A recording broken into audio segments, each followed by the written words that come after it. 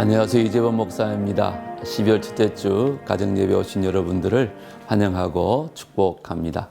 오늘도 우리 가정예배를 통해서 하나님의 놀라운 은혜를 체험하실 수 있기를 소원합니다.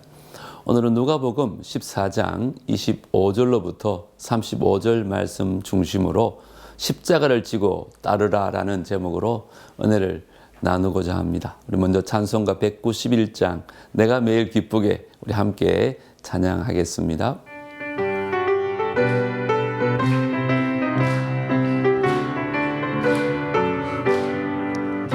내가 매일 기쁘게 순례의 길 행함은 주의 팔이 나를 안보함이요 내가 주의 큰 복을 받는 참된 비결은 주의 영이 함께함이라. 성령이 계시네 할렐루야 함께 하시네. 좁은 길을 걸으며 밤낮 기뻐하는 것 주의 영이 함께함이라. 전에 죄에 빠져서 평안함이 없을 때 예수 십자가의 공로 힘입어 그 발 아래 엎드려 참된 평화 얻음은 주의 영이 함께함이라.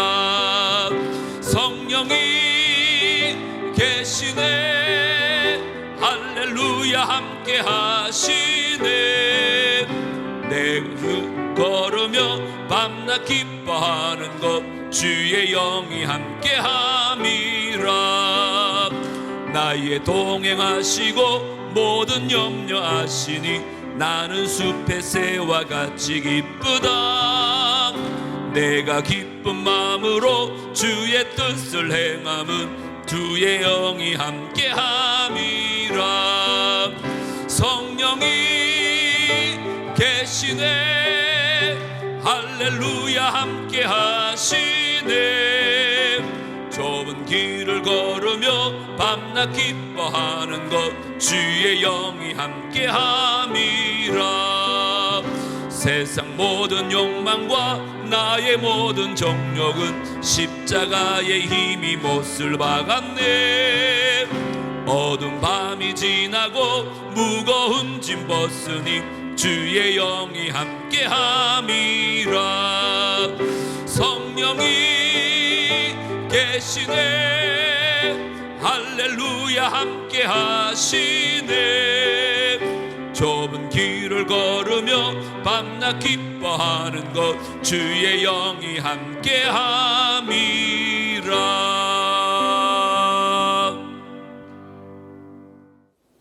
오늘 우리 가정에 주시는 하나님 말씀은 누가복음 14장 25절로부터 35절 말씀입니다.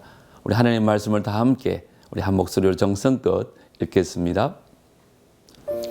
수많은 무리가 함께 갈새 예수께서 돌이키사 이르시되 무릇 내게 오는 자가 자기 부모와 처자와 형제와 자매와 더욱이 자기 목숨까지 미워하지 아니하면 능히 내 제자가 되지 못하고 누구든지 자기 십자가를 지고 나를 따르지 않는 자도 능히 내 제자가 되지 못하리라. 너희 중에 누가 망대를 세우고자 할진대 자기의 가진 것이 준공하기까지에 족할런지 먼저 앉아 그 비용을 계산하지 아니하겠느냐. 그렇게 아니하여 그 기초만 쌓고 능히 이루지 못하면 보는 자가 다 비웃어 이르되 이 사람이 공사를 시작하고 능히 이루지 못하였다 하리라. 또 어떤 임금이 다른 임금과 싸우러 갈 때에 먼저 앉아 1만 명으로서 저 2만 명을 거느리고 오는 자를 대적할 수 있을까 헤아리지 아니하겠느냐. 만일 못할 터이면 그가 아직 멀리 있을 때에 사신을 보내어 화친을 청할지니라. 이와 같이 너희 중에 누구든지 자기의 모든 소유를 버리지 아니하면 능히 내 제자가 되지 못하리라. 소금이 좋은 것이나 소금도 만일 그 맛을 잃으면 무엇으로 짜게 하리요. 땅에도 그름에도 쓸데없어 내버리느니라. 들을 귀가 있는 자는 들을지어다 하시니라. 아멘. 예수님의 말씀을 통해 제자는 어떤 사람인지 또 제자가 되기 위해서는 무엇을 결단해야 하는지를 배울 수 있습니다. 예수님은 제자가 되기 위한 조건들을 말씀하십니다. 제자가 되기 위한 첫 번째 조건은 부모와 처자, 형제, 자매는 물론이고 자기 목숨까지 미워하는 것입니다. 여기 미워하다라는 표현이 다소 강해 보이긴 하지만 예수님을 따르는 것을 우선으로 삼아야 함을 강조하는 것입니다. 대부분의 사람이 삶에서 가족을 가장 중요하게 생각합니다. 그러나 우리는 가족보다 예수님을 더 사랑하고 오직 그분의 말씀을 따라가야 합니다. 두 번째로 예수님이 제시한 제자의 조건은 자기 십자가를 지는 것입니다. 여기서 십자가는 예수님이 걸어가신 길을 말하는 것으로 희생과 헌신을 뜻합니다. 자기 십자가를 지고 예수님을 따르는 자는 희생과 헌신의 길을 걸어가는 사람입니다. 예수님은 제자가 되기 위해서는 이 조건들을 깊이 고민하고 생각하며 결심하라고 말씀하십니다. 마지막으로 예수님은 제자가 되기 위한 조건으로 자기의 모든 소유를 버릴 것을 말씀하십니다. 제자가 되어 예수님을 따른다는 것은 예수님을 삶의 우선으로 둘지 세상의 것을 우선으로 둘지 결정하는 것입니다. 이제 말씀 관찰 시간입니다. 먼저 예수님의 제자가 되기 위해 반드시 짊어져야 하는 것은 무엇인가요? 자기 십자가를 져야 합니다. 예수님을 따를 때 엄청난 희생이 따릅니다. 26절 말씀 한번 보십시오. 무릇 내게 오는 자가 자기 부모와 처자와 형제와 자매와 더욱이 자기 목숨까지 미워하지 아니하면 능히 내 제자가 되지 못하고. 예수님을 따를 때는 가족뿐만 아니라 자신의 목숨까지도 걸어야 한다는 말씀입니다. 27절도 보십시오.